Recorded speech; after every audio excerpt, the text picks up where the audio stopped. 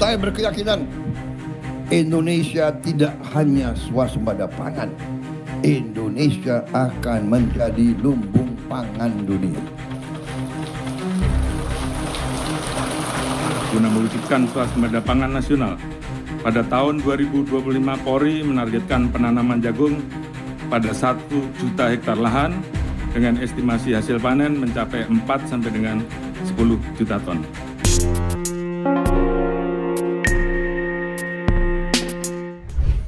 Swasembada pangan jadi program utama Presiden Indonesia Prabowo Subianto. Lewat Astacita, ia menekankan pentingnya sistem pertahanan keamanan negara dan mendorong kemandirian bangsa melalui swasembada pangan. Swasembada pangan berarti negara mampu mencukupi kebutuhan pangan warganya dari produksi dalam negeri tanpa bergantung pada impor. Tak hanya soal stok, tapi juga menyangkut harga, keamanan, dan keberlanjutan. Pada era Presiden Soeharto, Indonesia pernah berhasil mencapai swasembada beras pada tahun 1984. Keberhasilan tersebut mengantarkan Indonesia menerima penghargaan dari Organisasi Pangan dan Pertanian Dunia atau FAO pada tahun 1985. Keberhasilan 4 dekade lalu itu pun mendorong Prabowo Subianto untuk memantapkan sistem pertahanan dan keamanan negara lewat salah satu misi Astacita, yakni swasembada pangan. Keseriusan pemerintah dalam hal ini tidak main-main. Anggaran yang dikeluarkan pun tak kecil. Pada 2025, anggaran ketahanan pangan mencapai 155,5 triliun rupiah. Angka ini naik dibandingkan tahun sebelumnya senilai 144,3 triliun rupiah. Guru Besar IPB Dwi Andrea Santosa menegaskan bahwa ketahanan pangan sangat penting karena merupakan bagian dari kedaulatan negara. Banyak negara yang hancur dikarenakan tak bisa menjaga ketahanan pangan negaranya. Ya, sudah barang tentu amat sangat penting ya ketahanan pangan, karena apa? Kita semakin lama, kalau ketergantungan kita terhadap impor pangan semakin lama semakin membesar, sudah barang tentu ini akan sangat berisiko bagi Indonesia. Kita ingat banyak peristiwa di dunia, misalnya tahun 2011 ketika terjadi krisis pangan dunia, negara-negara di Afrika Utara dan Timur Tengah akhirnya runtuh kan karena krisis pangan tersebut, karena harga pangan melonjak sangat tinggi. Dan itu yang menyebabkan yang disebut sebagai Arab Spring, yang beberapa negara di sana resimnya runtuh karena itu. Jadi itu menjadi satu contoh bagaimana ketahanan pangan ini menjadi komponen yang teramat penting. Bagaimana pemerintah bisa menyediakan pangan bagi masyarakatnya, bagi penduduknya yang cukup dengan harga yang terjangkau, ini menjadi salah satu hal yang penting. Pemerintah mengencarkan program ketahanan pangan untuk mengurangi ketergantungan pada impor beras, gandum, dan jagung. Targetnya, indeks ketahanan pangan nasional naik dari 76,2 pada 2024 menjadi 80,72 pada 2029. Menteri Pertanian dan Kapolri menjamin tahun 2026 Indonesia tidak impor lagi jagung. Saat ini Indonesia masih mengimpor jagung dari Argentina dan Brasil sebagai negara pemasok utama. Di tahun 2025, pemerintah menyetujui impor sebesar 900.000 ton jagung industri. Angkanya memang sedikit menurun dibanding tahun sebelumnya. Oleh karenanya, pemerintah Indonesia menargetkan tanaman jagung sebagai komoditas yang akan dilakukan swasembada pangan dan menyetop impor jagung di 2026. Semangat pemerintah untuk mencapai swasembada beberapa komoditas tersebut saya apresiasi. Dalam arti pemerintah perlu menggerakkan itu sehingga swasembada beberapa komoditas tersebut bisa tercapai. Kan ya, walaupun kita harus realistis, karena apa? Swasembada ini akan terkait dengan berbagai hal yang lain. Misalnya saja swasembada jagung. Di satu sisi pemerintah betul-betul menggenjot swasembada jagung, tapi di sisi lain pemerintah terpaksa harus menurut Amerika kan. Ketika misalnya tarif 32% diturunkan 19%, lalu kemudian impor pangan harus dibuka lebar. Indonesia kalau mau swasembada untuk beberapa komoditas tertentu ya harus menerapkan tarif impor untuk komoditas yang bersangkutan. Kalau itu kita buka lebar-lebar ya sudah. Cita-cita untuk swasembada beberapa komoditas itu jangan-jangan hanya sebagai utopia saja. Karena antara keinginan besar untuk swasembada tidak diimbangi dengan keinginan untuk meredam impor dari luar negeri. Penggunaan jagung tidak hanya untuk konsumsi saja, tetapi juga untuk industri pakan ternak. Kelabotnya dimanfaatkan sebagai bahan kompos, sedangkan tongkolnya digunakan untuk bahan kertas serta sumber bioenergi. Melalui instruksi Presiden, Polri dilibatkan dalam pengolahan jagung sebagai bagian dari strategi akselerasi swasembada dan ketahanan pangan nasional. Hal itu tertuang dalam nota kesepahaman antara Kementerian Pertanian dengan Polri perihal sinergitas tugas dan fungsi pada pembangunan pertanian pada 2024. Di tahun yang sama, Polri meluncurkan gugus tugas ketahanan pangan secara serentak di seluruh Indonesia pada November 2024. Polri terus menggalakkan penanaman jagung untuk menuju swasembada pangan nasional. Tahun 2025, Polri menargetkan tanam jagung di lahan 1 juta hektar dengan perkiraan panen hingga 10 juta ton. Dengan estimasi produksi antara 4 hingga 10 juta ton, program ini diharapkan mampu menopang kebutuhan pangan nasional. Dengan sumber lahan kombinasi dari lahan perhutanan sosial, tanah desa, dan lahan tidur. Hasilnya berprogres baik. Pada kuartal 1 2025, panen jagung yang dilaksanakan Polri di 16.000 lebih hektar lahan memproduksi 118.000 ton.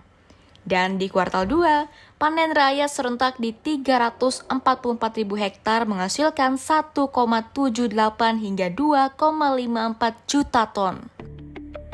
Penanaman jagung ini dilakukan di 19 provinsi di Indonesia dan termasuk Kalimantan Barat yang memiliki prospek baik khususnya di Kabupaten Bengkayang. Kabupaten Bengkayang menjadi pionir khususnya dalam ekspor jagung pakan ke negara tetangga Malaysia. Terima kasih. Bengkayang memiliki prospek yang baik dalam melanjutkan tren ekspor jagung dan pemenuhan jagung pakan dalam negeri di Indonesia.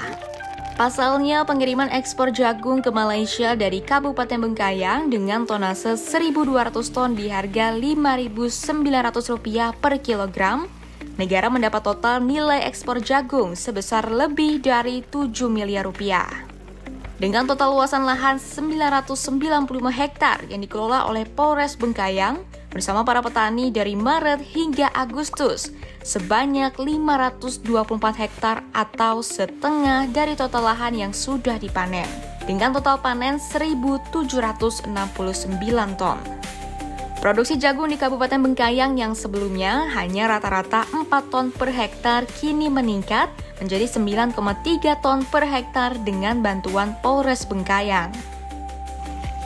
Selain itu, Polres Bengkayang pun tengah melakukan perluasan lahan jagung dengan mencari lahan potensial. Diperkirakan hampir 3.000 hektar lahan dengan jenis lahan monokultur dan tumpang sari. Ini bukan sekedar angka yang dibesar-besarkan. Capaian ini sejalan dengan ungkapan para petani yang berkolaborasi dengan Polri dalam membantu meningkatkan produktivitas dan memperluas areal tanam jagung. Seperti yang dirasakan Suarsono, petani Desa Bange, Kecamatan Sanggauledo, Kabupaten Bengkayang. Dirinya mengaku berkat bantuan Polri, hasil panen jagung yang didapat naik drastis. Itu sangat punya perbedaan, Pak. Kalau metode lama yang biasanya kami panen 1 hektar 4 ton, sekarang alhamdulillah menjadi 6-7 ton kadang-kadang. Itulah dengan adanya teknis-teknis yang modernisasi, sangat mengubah kami yang cara lama menjadi cara baru, Pak. Kemungkinan itu yang kami akan ikuti, Pak. Seperti kemarin, Pak, awal penanaman, cara penanaman, pemupukan sangat berbeda jauh, Pak. Jauh sekali dengan yang kami tanam metode lama. Apa yang membedakan, Pak? Kualitas pupuknya kah atau apa? Kemarin sistem MIGO, Pak. Pemerintah untuk mengatasi harga ini kami sangat dipermainkan, Pak. Jauh beda. Berapa, Pak? Dulu yang dipermainkannya seperti apa, Pak? Berapa harga yang diterima dulu? Itu dulu sebelum ada patokan dari pemerintah. Kita tuh kadang-kadang alasannya jagung banjir. turun harga pernah mencapai 3.300 Pak dengan petani. Sekarang 3.300 iya 3.300. Alasan jagung banjir, jagung apa. Setelah campur tangan pemerintah di program ini udah 5.500 Pak ke atas. Itu alhamdulillah. Suarsono tidak sendiri. Asin, petani dari Sanggauledo, Kabupaten Bengkayang pun merasakan hal yang sama. Bimbingan dan kerjasama teknis bersama Polres Bengkayang membuat hasil panen yang didapat olehnya naik. Sama sekali masalah biaya, pupuk, racun rumput, dan lain sebagainya. 1 hektar tuh paling tinggi itu 2 ton. Ya kadang-kadang 1 ton. Tapi dengan adanya program polisi, saya nanam jagung ikut koperasi itu, ya sekarang bisa mencapai 7-8 ton 1 hektar. Ya sulitnya terutama sekali kita nanam sendiri itu kan serba kurang. Terutama kurang masalah pupuk, racun rumput, bibit dan lain sebagainya. Setelah dibantu sama polisi ini ya cukup lumayan, bisa juga kita menyekolahkan anak. Petani jagung sangat rentan dipermainkan harga pasar oleh para tengkulak. Hal itu membuat petani akhirnya merugi dan tidak dapat menutup biaya operasional. Dalam memecahkan masalah itu, Polri bersama stakeholder lainnya mengintervensi harga jagung pakan atau jagung pipilan kering. Lewat pemerintah yang menetapkan HPP jagung di tingkat petani sebesar Rp5.500 per kilogram. Kebijakan ini menjadi acuan Bulog untuk menyerap hasil panen dan memperkuat stok cadangan jagung pemerintah atau CJP. Untuk mencapai target 1 juta ton jagung terserap oleh Bulog, Polri melakukan pendampingan lewat pengamanan proses distribusi dari wilayah sentra produksi ke gudang Bulog serta memastikan tidak ada hambatan logistik yang merugikan petani maupun pelaku usaha. Tugas Polri ini menjadi penting untuk meningkatkan kesejahteraan petani dalam menjaga stabilitas harga jagung di pasaran. Polri juga turut membangun sebanyak 18 gudang dryer jagung di 12 provinsi milik PT Pangan Merah Putih. Salah satunya berada di Kabupaten Bengkayang. Gudang dryer ini berguna untuk mengeringkan jagung dari petani dengan kadar air 27% menjadi 14% sesuai dengan standar industri.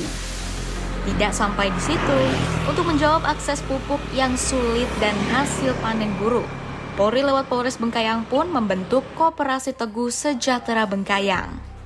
Koperasi ini bertujuan untuk mendukung ketahanan pangan dengan menyediakan pupuk dan membantu memasarkan hasil panen menjadi lebih luas. Terkait stabilisasi harga, ini tentunya juga menjadi concern bagi Polres Bengkayang dengan Koperasi Teguh Sejahtera ini. Bagaimana harga yang ada supaya menstimulus petani untuk mendorong hasil panennya kepada koperasi dengan pembagian yaitu nanti bagi hasil 60-40, 60% untuk petani dan 40% untuk koperasi dengan catatan koperasi masyarakat menjadi bagian atau anggota daripada Koperasi Teguh Sejahtera Bengkayang ini, mulai dari awal tanam, kemudian juga perawatan, treatment, kemudian hingga sampai kepada panen. Ketika panen hasilnya dimasukkan ke koperasi kemudian dimasukkan juga ke gudang ataupun pabrik dryer kita untuk nanti dilempar ke Bulog yang saat ini sedang digalakkan untuk hasil panen jagung ini kita masukkan ke Bulog seperti itu. Kehadiran program ini tidak hanya menambah kuantitas hasil panen dan kesejahteraan petani, tetapi turut menurunkan angka kriminalitas di Kabupaten Bengkayang. Pasti ini sangat berkorelasi, Mas, dengan adanya masyarakat yang melakukan penanaman jagung mungkin sebelumnya tidak bekerja, kemudian kita beri edukasi, kita beri sosialisasi, kemudian mereka mau bercocok tanam jagung dan kemudian bekerja sama dengan koperasi, menjadi keanggotaan koperasi. Ini tentunya merangsang masyarakat sendiri untuk yang sebelumnya tidak bekerja menjadi bekerja dan dalam bekerjaannya itu mendapatkan keuntungan dari lahan yang mereka miliki. Dan didapati data, dianalisa dan evaluasi di Polda Kalbar untuk angka kejahatan di wilayah hukum Polres Bengkayang ini mengalami penurunan sebesar 27%. Dan ini akan kita tingkatkan terus. Dan kemudian untuk jangka panjangnya nanti tentunya dengan adanya stimulus-stimulus itu merangsang masyarakat untuk bekerja dan pastinya untuk jangka panjangnya untuk menurunkan angka kemiskinan di Kabupaten Bengkayang. Turut serta Polri dalam mendukung ketahanan pangan bukan sekedar program seremonial, melainkan wujud nyata sinergi aparat dan masyarakat untuk meningkatkan produksi pangan, mengurangi ketergantungan impor dan mewujudkan kedaulatan pangan nasional seperti Astacita Prabowo Subianto. Harapannya, langkah ini dapat memastikan hasil panen terserap dengan harga yang layak, serta membawa kesejahteraan bagi petani hingga mampu mengubah garis tangan hidup anaknya. Serba susah sih kalau kita bilang. Tapi sekarang ya termasuk cukup lumayan, mampu juga beli motor roda 2, bisa nyekolah anak di Jawa. Bahkan dah selesai ada yang kerja di Puskesmas. Saya sudah 32 tahun, alhamdulillah. Anak-anak bisa selesai semua sekolah. Jadi kebutuhan-kebutuhan di rumah tangga bisa terpenuhi. Itulah sangat, tapi kedepannya mudah-mudahan lebih baik daripada ini lagi.